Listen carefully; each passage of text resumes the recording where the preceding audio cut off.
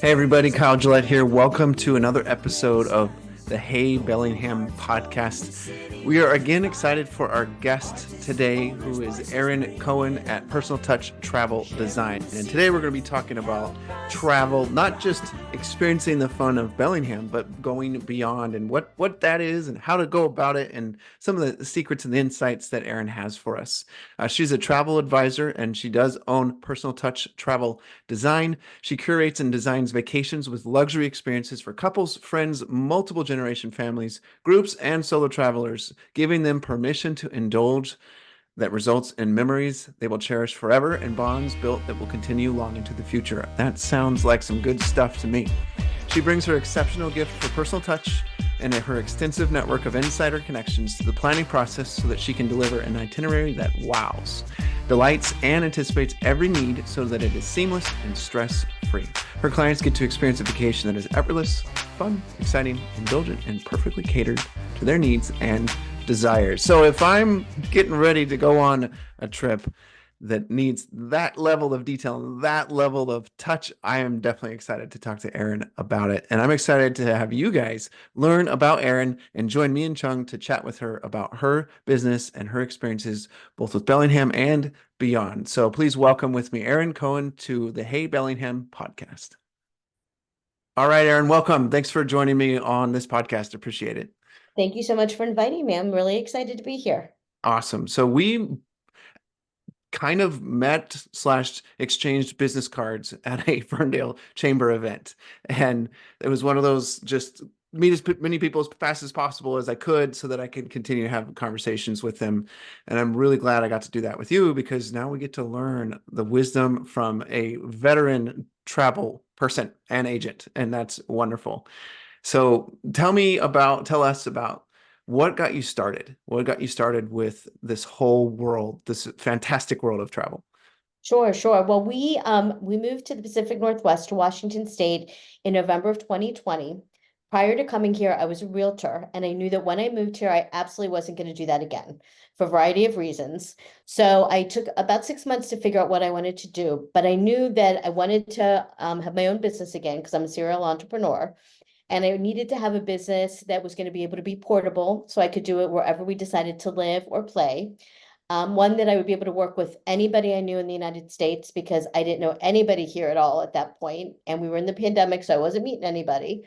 And it had to be something that was I was passionate about, and we love to travel, and so that's when Personal Touch Travel Design was born, and I started it 3 years ago. So June of 2021 is when I started.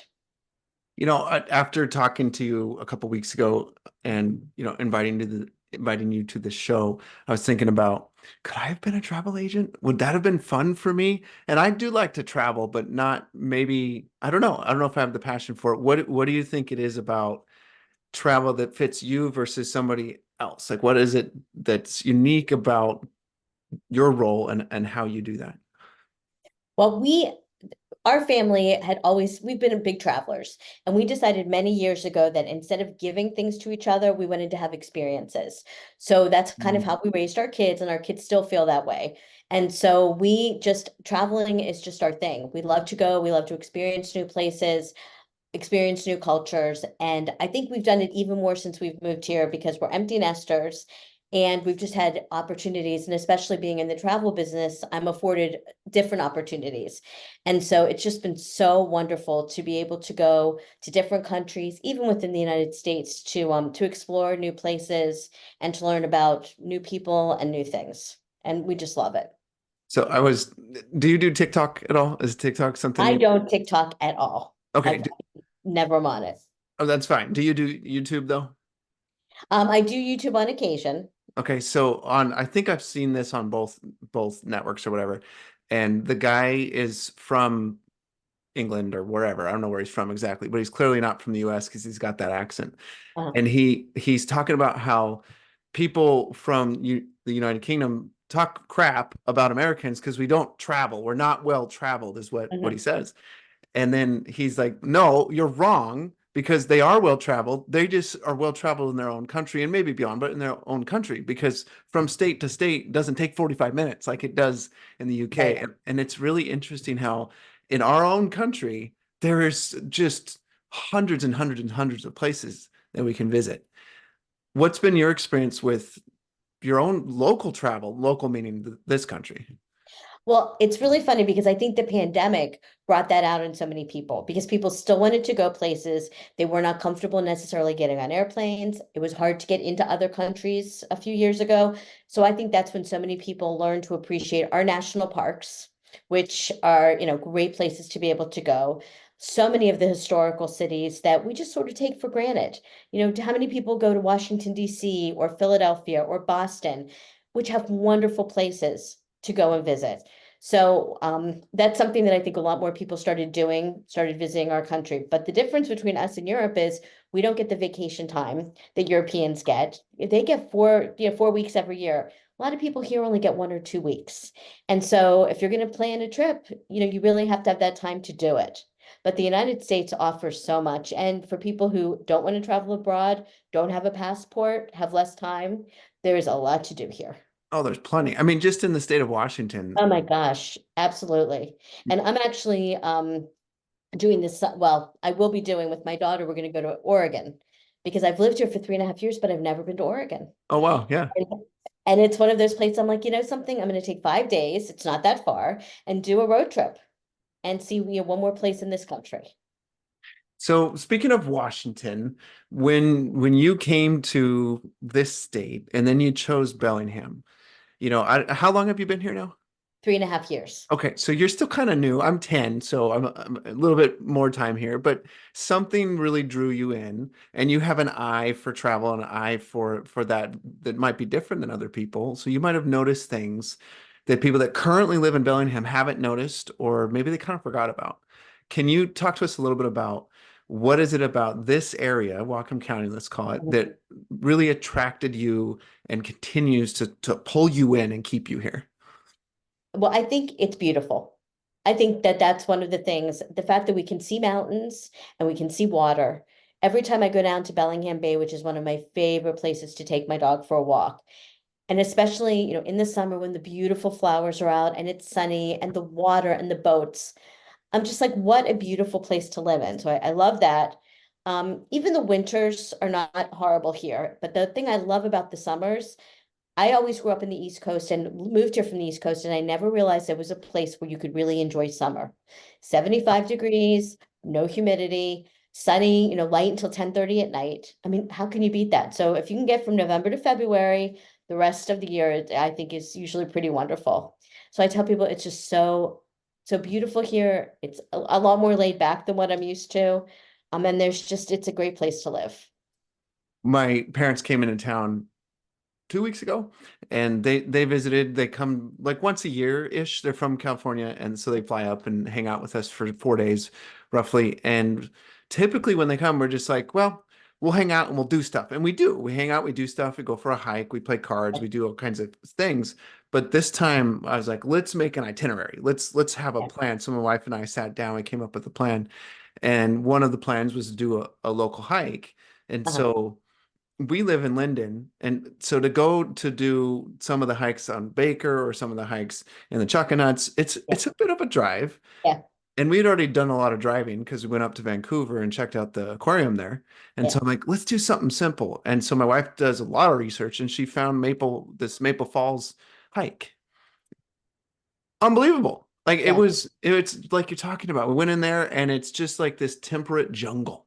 It's Uh, green and absolutely lush and beautiful. And it fortunately wasn't raining or anything. So yeah.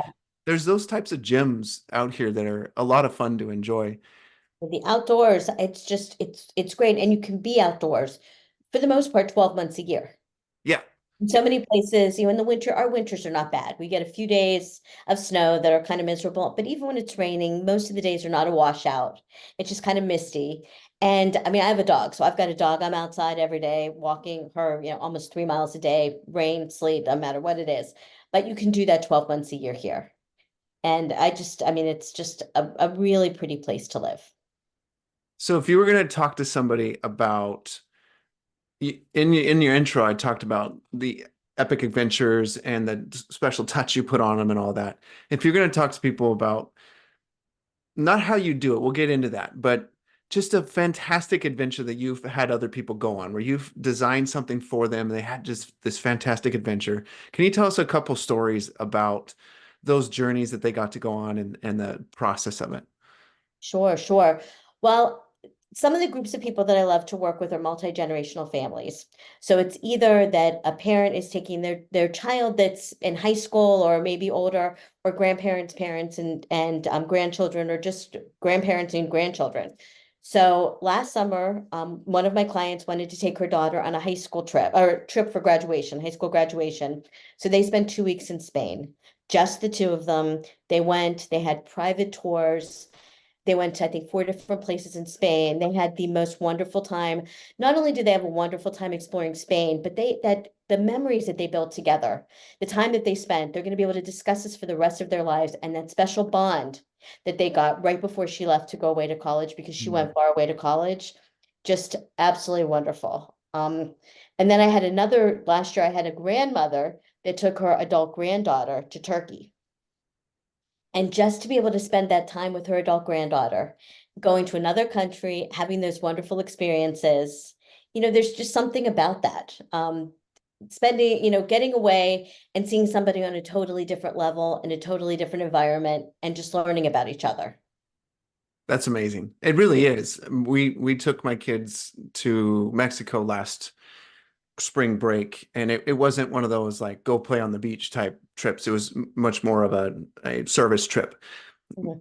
But it's one of those things where you see, like you said, you see your kids, you see my wife, you see other people from this new, just different perspective, and you get a better understanding of the your own family as a result. But I'm gonna bookmark that idea in my brain about making sure to do some sort of a trip before my daughter graduates. She's in, going into seventh grade, so we've got a little ways, but before she graduates, and then I have three daughters, and my other two daughters doing the same idea. Mhm. Because I've got this, I have a question about this for you too. I have this reminder on my to-do list that's way set in the back in the archive of my to-do list that's basically like have a rite of passage experience for my daughters. Mhm. What are your thoughts on those type of experiences and adventures for people? And is that something that you create? Yes, I think that that is just a great idea to have, because it's something that if you do it with your daughters, let's say you do it when your daughter's a senior in high school, then the other two kids are going to know about it. They're Hmm. going to be looking forward to it. And it's something I think anytime you get to spend time with your children by themselves, one-on-one, is really special. It makes your kids feel special. It gives you that extra bond, something that we've done. So I have a daughter, an adult daughter, and we really do try to do a mother-daughter trip once a year. And it's, she's an adult. She has her own life, but she doesn't live near here. And she and I both look forward to that so much, because we know that that's the time that we're going to just have with each other. Yep. And, we pretty much do it every year. That's I love that. That's a cool idea. We do that with our some college friends. Every year we meet together as college friends with our kids and whole families Mhm. for I think it's 4 days. And it's been 15 something years that we've been doing that. And it's always these wonderful memories that are created. I'm going to pivot a little bit here. And when you were sharing about road trip, I thought road trip, And I thought I want to know some of the secrets. So when it comes to the different types of travel, what are some of the secrets that will be helpful for us to know about, road tripping or cruising or traveling to another country and just dump it on us? Okay, well, that's a lot. That's a I lot. know, But I know. okay, so if you're going to do a road trip, I have clients who've done road trips in California. They wanted to get from San Francisco to San Diego, and I was able to plan that for them. And so what we did was I made sure that I had a great itinerary for them, the travel plan so that they knew how much they were traveling every day, what they could do along the way, Mm, places for them to stay, knew how many days they should stay in each place, so that they really got the right amount of time to spend in each place to get them from one place to another. And their goal was to actually get to a baseball game. So I needed to make sure that that's what they did, that they got to that baseball game on time. And that was fun. It was a self-drive. They flew to California, picked up a car, picked it up in one place and dropped it up somewhere else. And they had a great, great trip. It was really a bucket list trip for them. If you're doing cruising, there's all different kinds of cruises. So it's really important to know what you're looking for, but I feel like there is a cruise for everyone. Mm. And I book a lot of cruises. I book a lot of everything, but I book a lot of cruises. So there's the ocean cruises on the massive ships, which I actually love. The Mhm. ocean cruises, it's funny. I say like, I want to have a ship that has everything to do. I'm never going to climb a rock wall, but I want the option. There you go. Right. I'm not going to do it. I'm never going to ice skate, but I'd like to know I could if I wanted to. So there's the massive ships with like thousands of your closest friends. Then there's the smaller ocean ships, which are great. There's river cruises. I've done three Mm. river cruises, and they're a totally different type of cruise because they get you on the rivers, they get you into the cities a little bit more. They're very small. You're on with 200 people, very, very different.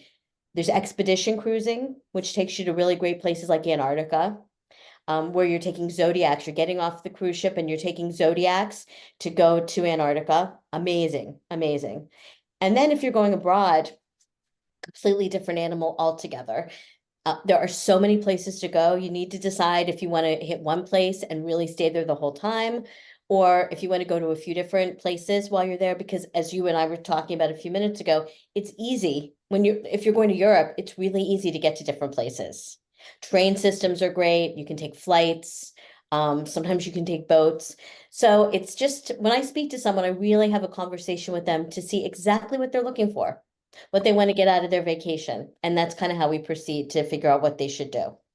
Awesome. So for the person that's hearing this and like, yeah, well, I could go to Europe, or I could get a cruise myself, or I could figure out my own road trip. There's some people that's fine, they're going to do that. But for those Mhm. that are going, oh, it'd be interesting. Maybe it would be nice to have someone help with that. What would you want to say to them to help them realize the value of having someone like yourself guide their trip or help them along the way? Sure. Well, a few things. First of all, people need an advocate when they're traveling. So there are situations where you may need somebody to help you that can help you plan things, but not only that, but they can help you if you get into any situations. So that's number one. Number two, I have a variety, a ton of travel partners that I work with. So I have travel partners that I work with in the cruise industry. I have travel partners that I work with in different countries. And these people are the ones that help me get everything put together. I'm able to plan things that you're not necessarily able to plan on your own. I also, the other thing is that I'm able to sometimes get extra amenities that somebody can't get on their own. It could be a hotel amenity, which Mm. could be that they get a free breakfast, they can get an upgrade, early check-in, late check-out, things that somebody can't normally get. On cruises, I'm frequently able to get things like extra onboard credit, extra specialty dining on certain cruise ships. They have specialty dining, I can get them specialty dining. I can get them into events that they couldn't get into, private tours. So for example, last year I had a client, multi-generational family. They were going to London and Paris, and the husband said to me, my daughter and wife want to have a perfume making class. I'm like, okay. I contacted my contact in Paris, and she was able to get them a perfume making class. And that was like the highlight of their trip, because how often are you going to get to do that? Right? That's something so off the cuff, but she was like, of course I can do that for you. So I can really do different things that people can't do. And another thing I do, I'm sort of a project manager, and I put all the puzzle pieces together for you. So I make sure that if you're flying somewhere, you've got your flights. When you get to your airport, you're going to have somebody picking you up at the airport. They're going to have that sign with your name on it. They're going to take you directly to your hotel. If you want, you're going to have tours that can be private tours or group tours. You're going to be taken care of, restaurant recommendations, anything that you need there. Then, transfers, if you're taking trains to places, you'll have your trains, you'll have private transfers back to places if you need flights while you're in countries. I take care of everything for you just to make sure that you just don't have to think about it and you can just enjoy your trip. That sounds very nice. Sounds very nice. When you think about Bellingham and your experiences in Bellingham, what would you say are some of your favorite experiences so far in the three plus years you've been here? I think that it is visiting the different areas. So I love going to like Chuckanut, all around that area. I love, we went up to Mount Baker. No, I'm not a skier, so I did go to Mount Baker in the summer because I didn't, but getting up to Mount Baker, seeing that, um, I, I just, because Bellingham has so much to offer. And, a lot of people, if they've grown up here, they don't realize it. and they don't do some of the things here. I was just discussing this with a friend the other day. When you've lived in a place all the time, you just don't explore the way that you should. And so that's one of the things that we've really been able to do. We also love the proximity of Bellingham to other places, like you mentioned, Vancouver. We love to, cross the border and go into Vancouver, go into British Columbia. That, and especially living in Ferndale, that's so much fun to be able to say, something we're going to go to Canada, for the afternoon. Like, how crazy is that? Um, and just so that the proximity to places, the proximity, even to get to Seattle, if we want to go to Seattle. And we just really love this area. I'm really happy that we moved here. Yeah, there really is so many things to do, so many options. This week, because the fair grounds are here, Mhm. we went and watched a circus for, 2 hours worth of a circus Yeah. because that's something you can do here. And it was great. It was actually super entertaining and a lot of fun to see. But it's amazing what is available. And speaking of the border, since I'm in Linden, we are 5 minutes from We're, the we're border. like, we're 12 miles. Like, it's just no big deal. No big deal. Right. But there's also stuff that's just 20 miles away going south too, right? Right. There's all kinds of things that are just right around us. Right. Are you a foodie at all? Massive foodie. Okay. So Massive let's foodie. talk about food for a minute. And I want you to share kind of show off the restaurants that are local that you really appreciate, that you've enjoyed. And I'll start with one that my family and I go to frequently, and it's like a tradition for us as a family for when my parents come to town, and Mhm. it's one that's right there on Pole and Hannigan, and it's called Infusion Cuisine. So Never heard of it. yeah, so it's delicious. It's phenomenal. They have three different cuisines, however you say that dang word, Yeah. types, Italian, uh, Spanish or Mexican, and then um, oh, I can't remember the third type, but anyway, they have this infusion of different foods, and I have every dish that I've ordered. I try to mix it up. You know how some people, like my daddy, gets in a rut. He always orders mole, and I'm like, Dad, dude, do something different. Like order a burger or a steak. Don't always get Yeah. mole, but he does. He gets mole. But every meal I've tried there has just been delicious. So for me, infusion cuisine is my choice, and you can just hop on Smith, right, and then cut on over on Hannigan and get there real easy. Oh my gosh, I just wrote it down. I've never heard of it. And Yes, that's the thing is yummy. like we when we moved here, then nothing was open. So No, we while we're really excuse me, like couldn't be experimenting with different restaurants. We love the restaurants down by the water. So we do Lombard's down by the water. And the other two that are sister restaurants that I can't think of the name of. Hearthfire. Yes, yes. Yeah. So that was one of the first restaurants before we moved here, we came to visit to see if we were going to like living here. So it was August of 2020. And we went to one of those restaurants and, the restaurant was great. It was beautiful. We love going down there. Um, there's some great restaurants we love in Fairhaven, like Black Cat Cafe, Oh yeah.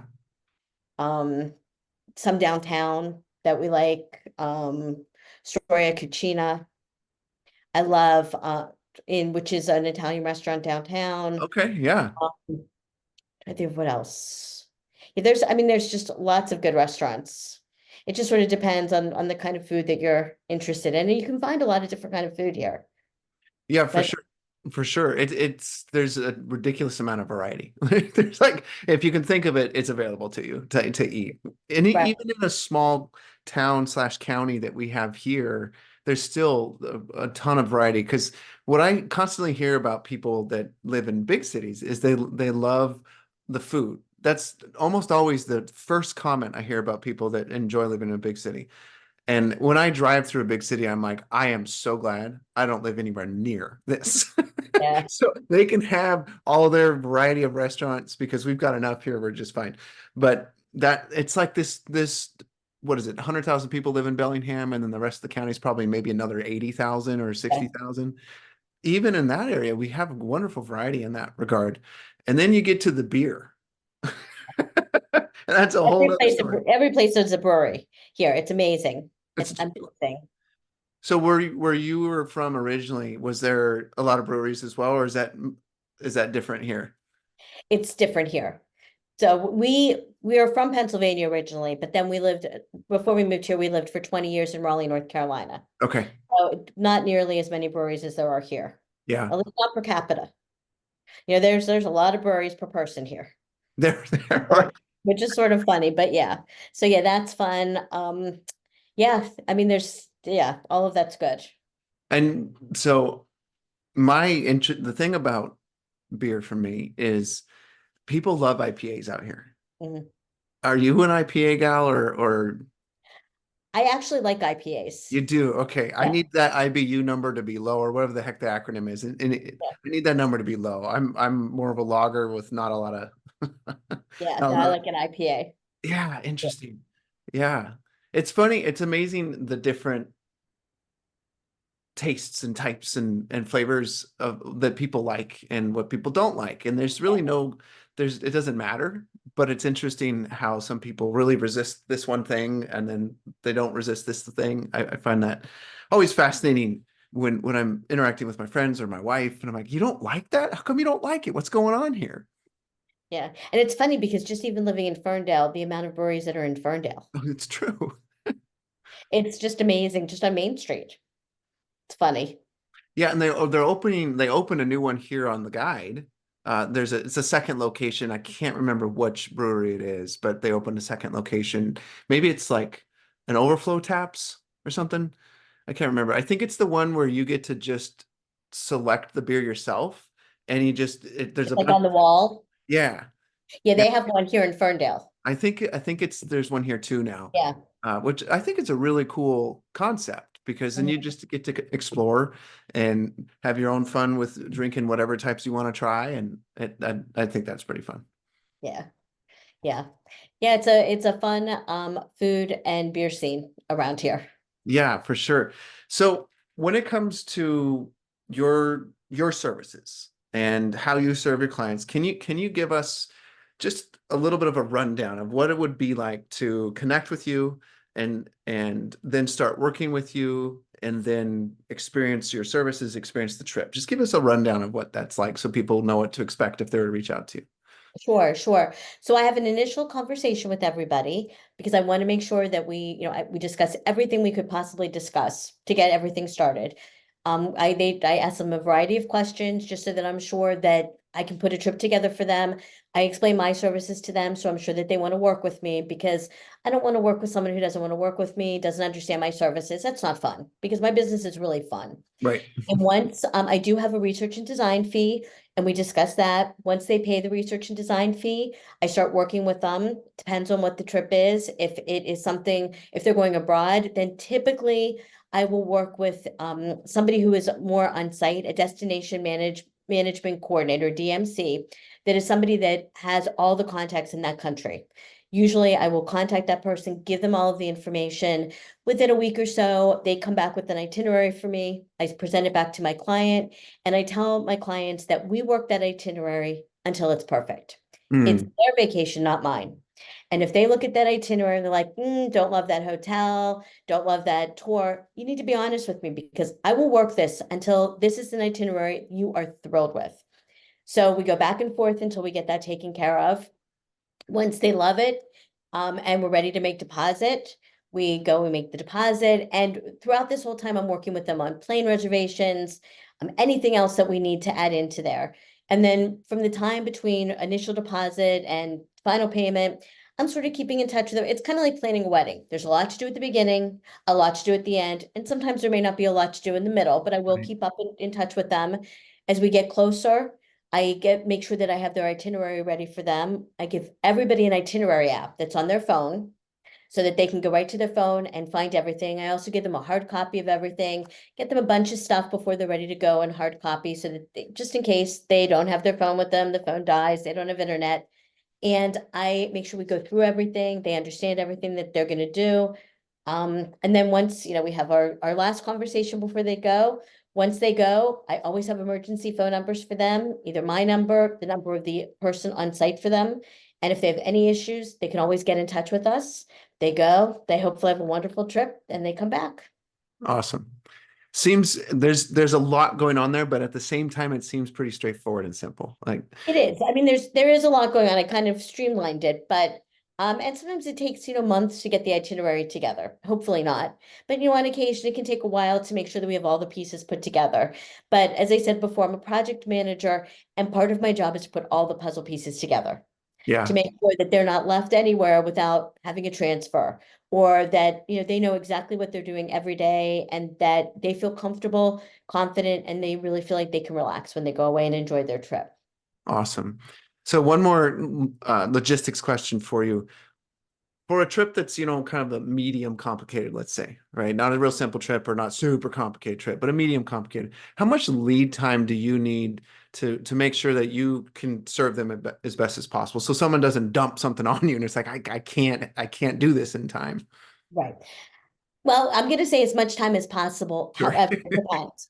So if somebody's planning a cruise, cruises normally open up a year to a year and a half in advance. And usually if you're planning a cruise, it will be less expensive the farther out you book it. Mm-hmm. Just the way it is. They want people to book it. So we have something called wave season. And wave season is typically from like January to March. And that's when the cruise lines a lot of times will give really good deals because they want everything booked for the year.